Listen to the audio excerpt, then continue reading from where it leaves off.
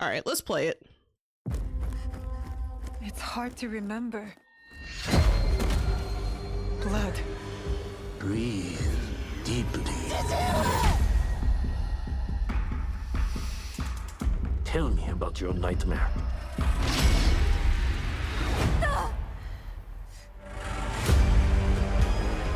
There is evil at work in our homeland.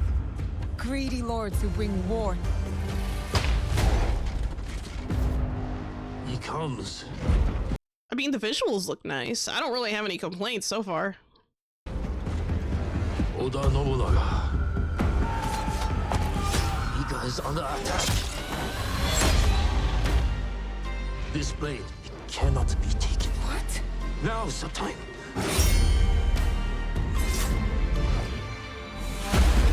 These people don't care about us. Blood for blood.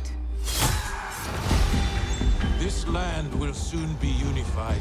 There seems to be a lot of elements here that I'm not quite understanding. I think there were some name references to like famous generals of the past, if that makes sense. I don't know a ton about Japanese history, and I don't want to pretend I do, so I'm just going to say this looks kind of legit. I guess. I don't know. I mean, I don't see any, like, I'm sure there's like cultural reference issues and probably some historic, yeah, that guy, the one whose name I can't pronounce very well. But I'm pretty sure there's like a lot of, things that people could nitpick about this trailer, but, visually so far looks nice, I guess. By my vision. Is that tyranny? I ride with you. My whole life, I have been caught on a wind, blown across the world. I see potential in this man. The brave soldier is not one of us. Send him back to wherever he belongs. He may be. I don't know why, but like, okay, I know they're practicing, but the motions, like the sword motions, seem extremely stiff, even for the sword form. And maybe that's just me, because I've seen like videos of like people use these weapons in real life and kind of demonstrate how they were used and how, you know, they're supposed to be used. And just watching this, it seems a little bit stiff, but maybe that's just me. I don't know. Let's see, the creator of Shadows made a lot of lies for a bit, so yeah. Oh boy. Become a legend. Or he may die. Kill me? Ha ha ha, no. Tools belong in the old world. This is the way forward. You slaughtered innocents! The blade. It is you. You are a part of something bigger than this. That blade is a key? That's interesting. I wouldn't have guessed that.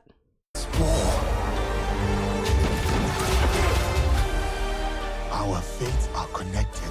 You know, it's funny. It's a very interesting time period when you think about it, because you have firearms, you have, you know, people running up to each other and hitting each other. It's like such a mixed arsenal of things you could be doing. So I wonder if you're going to have a lot of different types of weapons you can use for both of these characters, or if they're just going to give you like a main hand, offhand, and then like a couple random accessories or something. So I'm kind of curious. Let's see, they made a whole fake history on Wiki to get more buyers. If you didn't know that, that doesn't surprise me. If that's true, that does We not have all surprise me. seen darkness. Some have been that darkness. Yeah, transition period. Because you believe in my cause, we have come together, despite it all, to bring change, to bring light.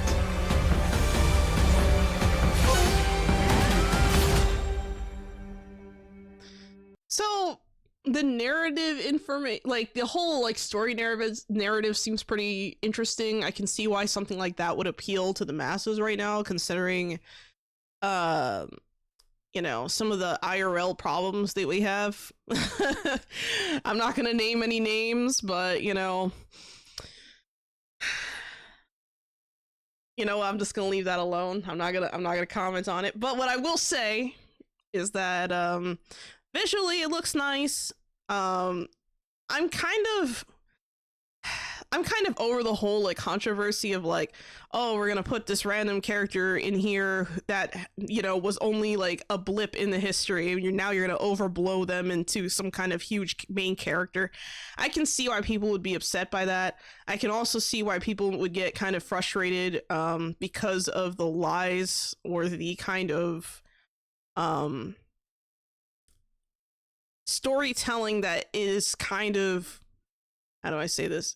It's more fantastical than it is historical. And I think a lot of people kind of hold, you know, Ubisoft to a higher standard, not only because they have the resources to research this kind of stuff, but because in the past they have. And it's kind of weird when you see this. So I mean, I don't know. As far as the controversy goes and whatever, you know, cultural blah blah blah, I understand that. You know, I'm not going to downplay that. I do think that, you know, that's something to look at, and we should be listening to people who are probably Japanese and know what the heck they're talking about. I am not Japanese, so I don't know what the heck I'm talking about when it comes to this game. So I'm not going to pretend I do. But, you know, as much as, so I will comment on something else though. So the Assassin's Creed Shadows, I think the reason why it stands out so much is because of the controversy of adding, you know, one of the main characters being a black character instead of just using a, you know, one of the plethora of Japanese, you know, men you could have chosen essentially throughout that historical time period to play as. So it does feel kind of like a missed opportunity, because like you're essentially going to a different part of the world than, you know, the West. Like you're going to the East. You're kind of, you know, as far as I know, I don't think Assassin's Creed, the franchise or the series, has ever like visited Japan that I can remember or that I know of. But if, assuming they haven't, to take that opportunity to insert a random, I'm going to say random black character, because it really does feel random. Even if this character happened to exist during that during that time period, you know, maybe they were a blip in history, maybe they just happened to be there. Okay, you know, circumstances happen, that's interesting, whatever. But do I think that they should have chosen him for like the main character? Probably not. I feel like it's kind of like you're just inserting, you know, how do I say this?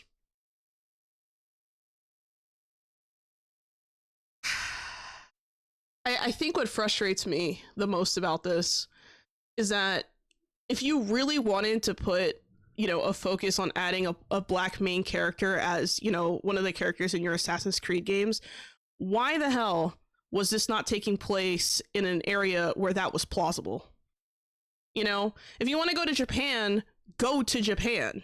Don't be, you know, adding random, you know, I don't know. It just seems like, it seems kind of like poor taste, honestly. And I get frustrated over stuff like this sometimes, just because, like, you know, it creates, I feel like this kind of thing kind of creates resentment towards like black people in particular, because they'll see it as, oh, well, why are you inserting this black person just to insert them? You know, and like there's so many other scenarios and other games that do this kind of thing well. So I don't understand how, you know, Ubisoft will just sit there and be like, oh yeah, we're just gonna squeeze them in, and then, oh yeah, it's somewhat plausible, and oh yeah, the history is different, see the history. And it's like, come on, man, just there's so many other people you could have picked. I don't understand why you would choose this guy. Now that's just my rant. I'm not saying, you know, I'm not saying the game is bad or anything. I haven't played it myself, obviously, but I don't know. I just don't think it makes much sense to me. You know, there's so many characters out there that you could have chosen. There's so many people throughout history that you could have chosen to kind of fit that role, to be that person. Why not just move everything to a different setting? Why do you have to insert them into a title where people are expecting Japan? You know what I mean? Like, it just seems kind of it seems like a stretch that was completely and totally unnecessary. Let's see. They had to have a male and female protagonist, then make Yasuke a side character or an unlockable. I think that would be fair. I think it'd be fair if he was like an unlockable character or something. Or like, even then, they're kind of mischaracterizing his role in history. So it's kind of, at least to my understanding. So, well, allegedly. So I'm going to sit here and say that and be like, yeah, I can see. I think that would have been a nice compromise if they really, really wanted to add, you know, a black character to the game. Why not, right? Yeah, why not wait? Then the area and era is right. Correct.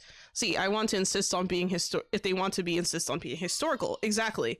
So like, at least something that stood out to me when I was playing the Assassin's Creed games, like back in the old days, like I played the first, second, and I think I played the first, second, I think, and Brotherhood and Bloodlines, I think, are the ones I forgot, but they were like early, right? I played some of the earlier parts of the series, and the one thing that kind of stood out to me with that franchise was the historical, you know, ideas behind it. Like, oh, let's make the architecture look a lot like the historical architecture, or hey, we're going to go to this part of the world and do research, and then look at our impressive research based on what we came up with. This is what we came up with. This is what the town looks like. This is what, you know, it adds a layer of immersion that most game studios do not have the money or manpower to pull off, at least in my opinion.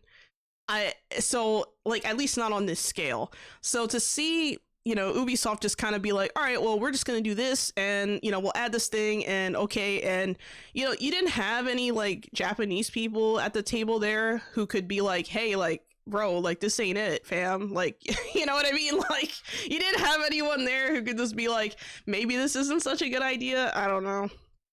And then when you finally reveal it outside of, you know, all these months and months of development, and people are like outraged, it's like, what are you doing, bro? I don't know. But like I said, I don't have any like ill will or anything like that towards, you know, Ubisoft or whatever.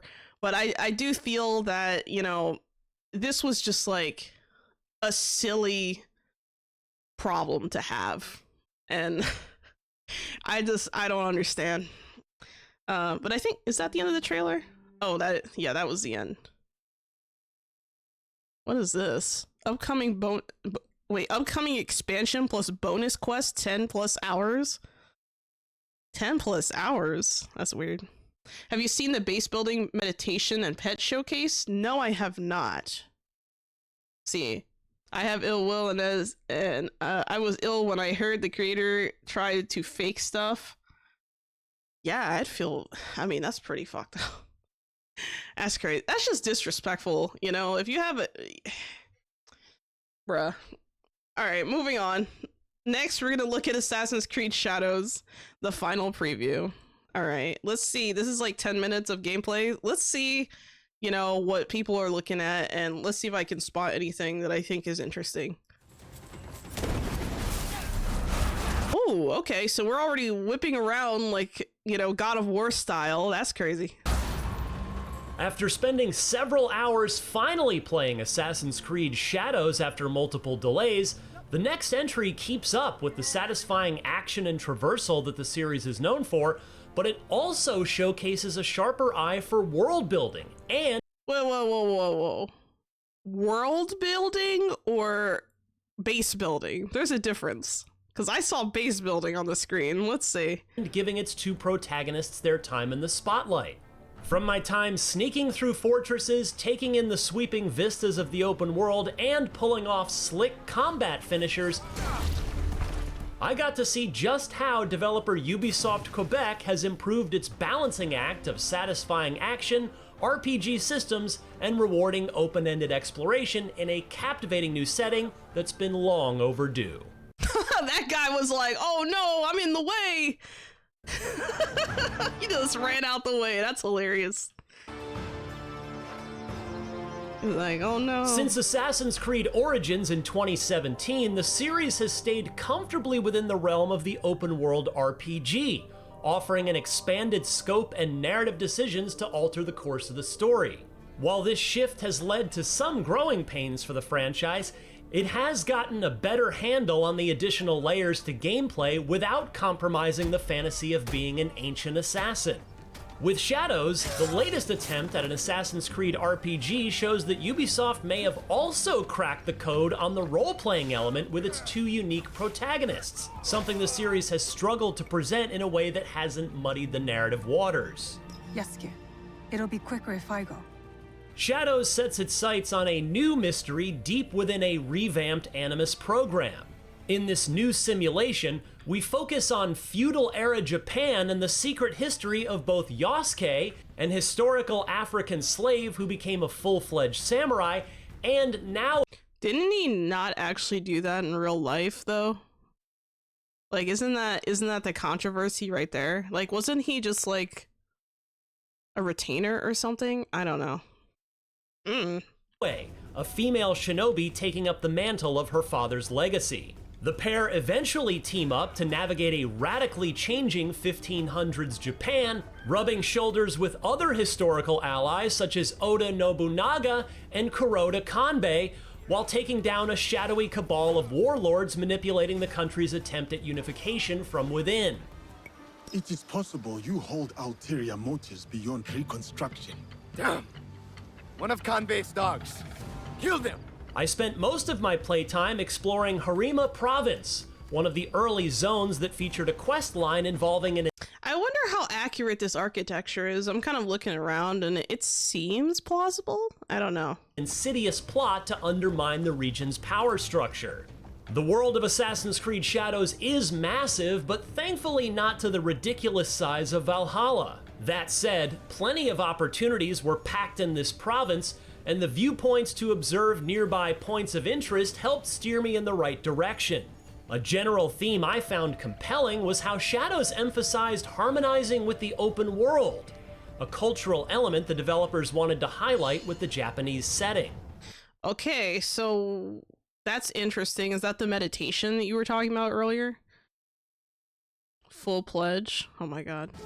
For all those we care about. This theme also extends to the side activities and how the world changes over time with shifting seasons that alter the terrain. Shadows ditches the need for hunting. The whole seasons altering the terrain thing is actually kind of neat. A lot of games don't really do that. I think the first game that I played that like really did that was actually oh crap, what was her name? Fran Bow. Because remember, in that game, you change the seasons and the entire, layout changes almost. It's crazy. So, I don't know. I wonder how like, it makes sense if, like, things like ice and snow can, like, I don't know, make things slippery or, like, make things, like, a lot less ideal for fighting conditions. But I wonder what they mean by that. No, it's when you're in your base? What? And instead, you can find and draw rare wildlife found in the wild. It was an odd activity at first, but I found them endearing and a relaxing change of pace. I soon found myself being taken in by how atmospheric and thoughtful the setting was. That was worth the wait. That is really random. Like, I can see why he would be like, yeah, that's a little weird. Drawing now and not hunting, I was like, what the hell? I thought they were gonna hunt. Shadows also emphasizes the dynamic between the two protagonists and their agency within the world after bonding over being outcasts within the country. I really enjoyed their dynamic within the story, and they play well with each other during cutscenes. Yasuke is a gentle giant and wise samurai enforcer who offers some poignant insights. Oh, you can pet the kitty. Okay, I'm done. While learning about Japanese culture. Oh, is that the little bobtail cats? Oh, they're the little bob. Oh, so there's a kind of cat. I think it's like you see in Japan where they have like these little stubby tails. I think that's what we just saw. That's so cute. The rains will continue in a different form. Another battle, same war. Naoe's growth into an assassin with a heavy legacy to uphold shows an early look at the dramatic highs of the main story.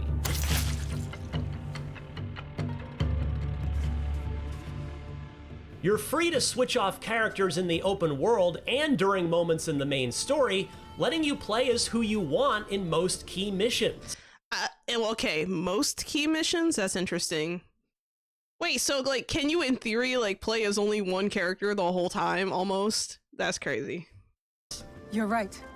Let's do it. But I'm guessing that, like, you know, I'm gonna let him finish, because I think he's about to say what I'm thinking. in an interesting addition, you also have the option of playing in canon mode, which presents a defined story without major narrative choices, which was added after developers saw how many fans were debating what the definitive story was for Valhalla and Odyssey. Oh, okay, that makes sense. Yeah, you don't want people questioning, like, what's the actual story? Actually? You know, there's always that guy.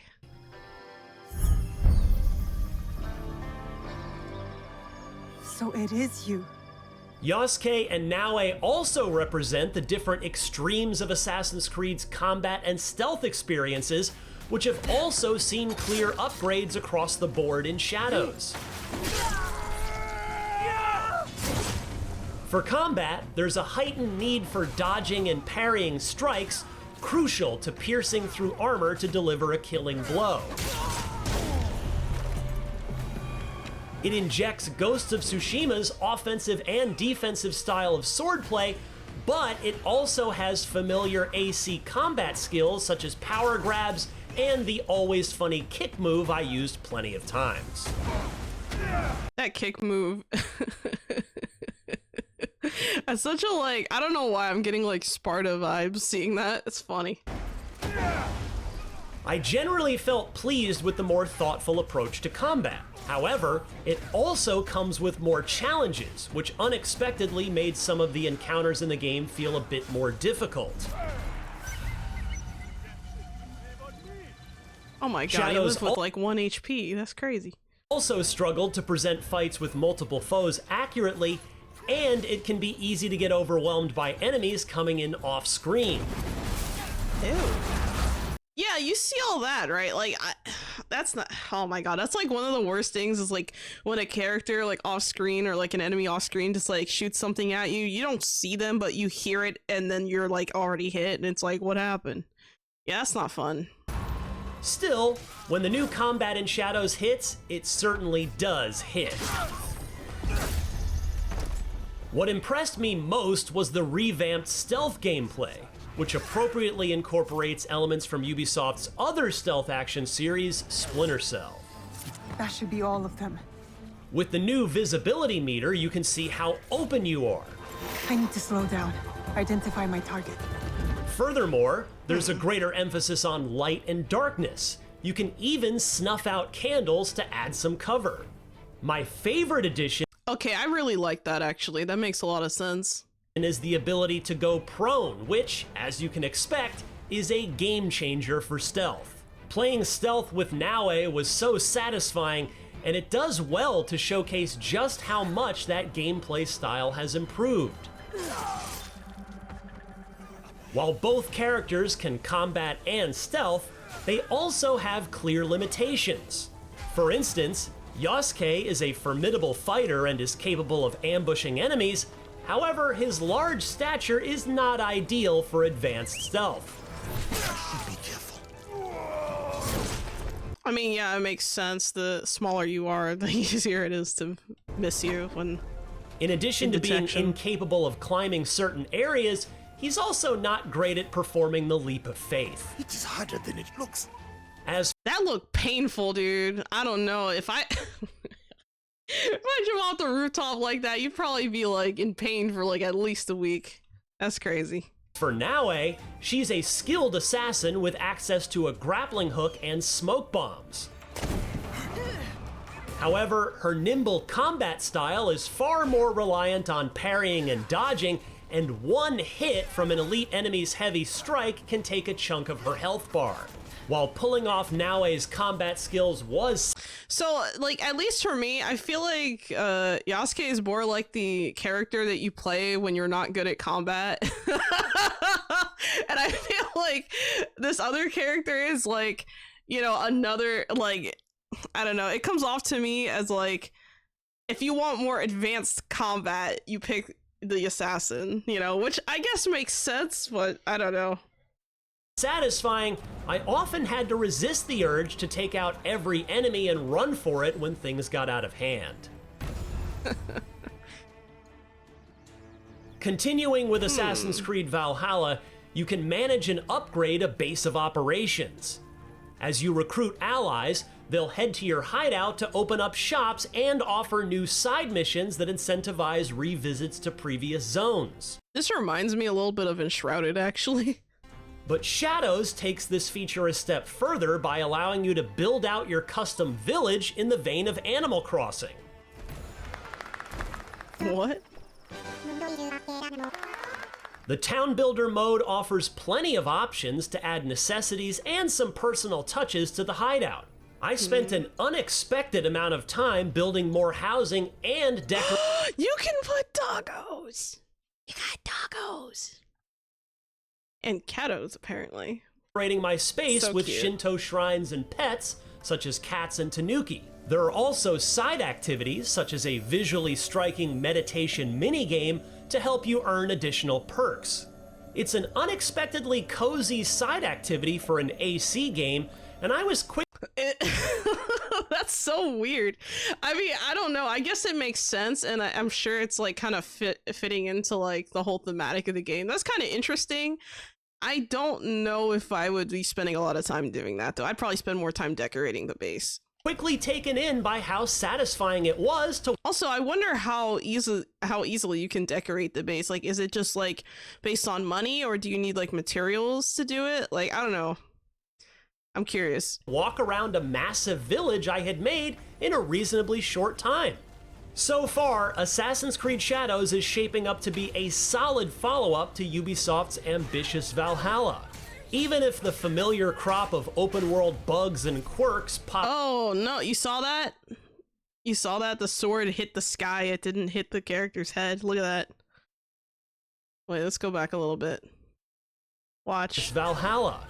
Even if the familiar crop of open world bugs and quirks. See that? That was weird. That was a little bit weird. Popped up during my time, I still found a great deal to appreciate with Shadows and its world building. While this conceit is not an what the hell? Why is the floating blades? Uncommon backdrop for video games, which can be easy to mess up with insensitive representation, Assassin's Creed Shadows so far does well to justify its take on an open-world RPG set during this culturally rich era, especially in its handling of the two protagonists. With the release... I don't know about that. That might be a stretch. I don't know. I haven't played the game, but it ain't looking so good. Finally coming soon, I'm eager to see how Ubisoft's take on Assassin's Creed's journey to Japan will come together. I would like to see a Japanese historian cover this game and talk about it. You know, like just literally sit down, walk me through all the good shit, all the bad shit when it comes to whether or not it's like somewhat historically accurate. You know, if there's anything weird in there, let me know. You know, like, I don't know. I don't really have much of an opinion of this because like I'm not that familiar with like Japanese culture in that way or on that level. So I don't know. There is one that did it. Oh boy. You've seen some and it's not good? Oh no. All right, continuing. Jesus Christ. For more on the latest upcoming games during this busy opening of 2025, check out our final preview of Civilization 7. And of course, anyway, I like the base building stuff. It looks cool. It looks a little bit simple. I don't know. Like, they had, like, different, you know, trees and shrubbery that you can add, you know. One of my favorite words I like to use, you know, because, shrubbery is great.